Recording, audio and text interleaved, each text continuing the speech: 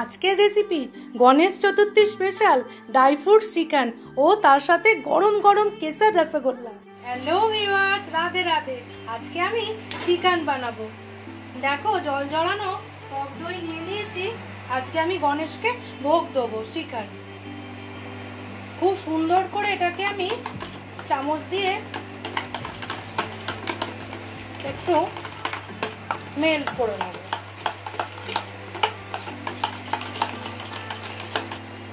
চিনি দেব, আমি ভালো করে চিনিটাকে এরকমভাবে গুলে নেব।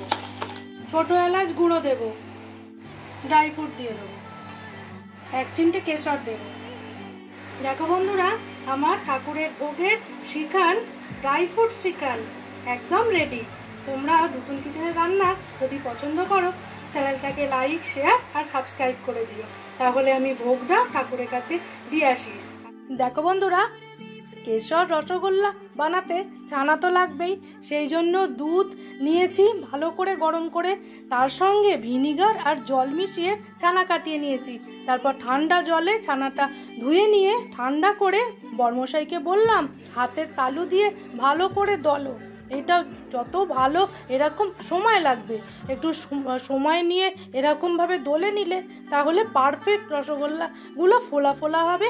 যখন দেখবে এরকমভাবে ছানাটা মাখতে মাখতে থালা থেকে উঠে আসছে, তখনই কিন্তু পারফেক্ট একদম ডোটা তৈরি হয়ে গেছে। এইটার মধ্যে না আমি কিচ্ছু আর এক্সট্রা জিনিস মেশাইনি। দিয়ে বর্মশাইকে বললাম গোল্লা গোল্লা করে রসগোল্লার শেপ দিয়ে নাও। খুব সুন্দর করে ও পাকিয়ে দিল। এইবারে আমার রসটা তৈরি করে নেওয়ার পালা। কেশর রস, তার মধ্যেই এই গোল্লাগুলো দিয়ে দেবো আর রসগোল্লা তৈরি হয়ে যাবে।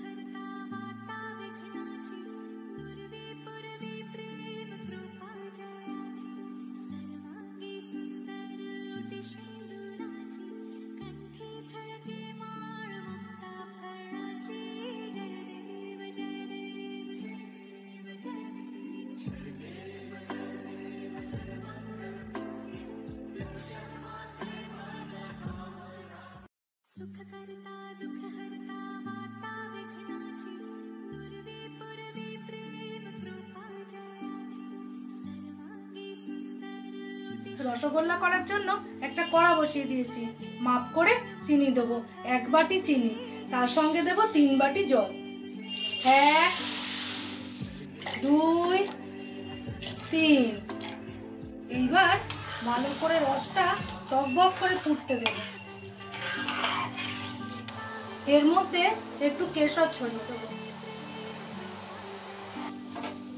এইরকম ভাবে দেখো টকবক করে ফুটছে, আর একটু রসটা ফুটতে দেব।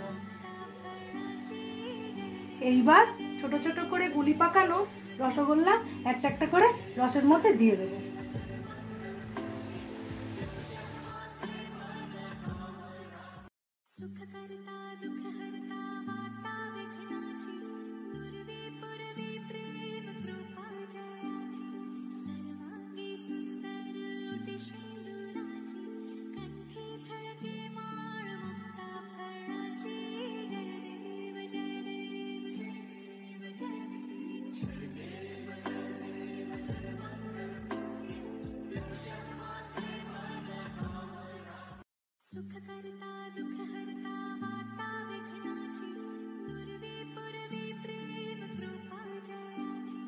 এইবার ঢাকনাটা খুলবো। দেখো, আমার কেশর রসগোল্লা প্রথমেই সাকসেস। আর একটা ছোট এলাচ ঢুকে আমি দিয়ে দিয়েছিলাম ভালো একটা গন্ধ হওয়ার জন্য। আমি এইরকমই রসগোল্লাটা রেখে দেবো, তারপর ঠান্ডা হলে তোমাদের দেখাচ্ছি কেমন হয়েছে এটা দেখতে। দুটো ভিডিও কেমন লাগলো অবশ্যই জানিও। টাটা।